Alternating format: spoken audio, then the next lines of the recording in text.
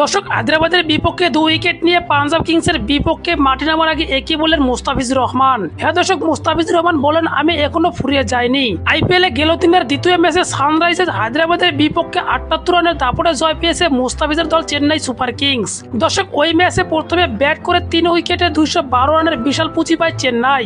দর্শক, এর জবাবে 7 বল আগে 134 রানে অল আউট হয়ে যায় প্যাট কামিন্সের দল। দর্শক, এই জয়ে হায়দ্রাবাদকে সরিয়ে টেবিলে 3-এ উঠে এলো চেন্নাই। দর্শক, এদিন বলতে উজ্জ্বল ছিলেন তুষার দেশপান্ডে। 3 ওভার বোলিং করে 27 রান দিয়ে নিয়েছেন 4 উইকেট। এছাড়াও দারুণ বোলিং করেছিলেন মুস্তাফিজুর রহমান। 2.5 বলে 19 রান দিয়ে নিয়েছিলেন 2 উইকেট। দর্শক, এছাড়াও পাত্রেনা পেয়েছেন 2টি উইকেট। এদিকে এই ম্যাচ শেষে সংবাদ সম্মেলনে এসে মুস্তাফিজুর রহমান বলেন, ম্যাচ জেতাতে অবদান রাখতে পেরে অনেক ভালো লাগছে আমার। চেন্নাইয়ে ভরসার প্রতিদান দিতে চেয়েছিলাম আমি, কিছু পরিমাণে হলেও সেটা দিতে পেরেছি।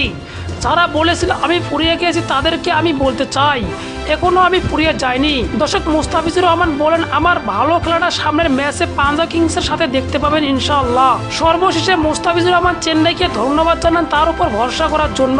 তো দর্শক, মুস্তাফিজের ম্যাচ শেষে এমন মন্তব্য আপনার কেমন লেগেছে তা অবশ্যই জানাবেন ভিডিওর কমেন্টে। ধন্যবাদ।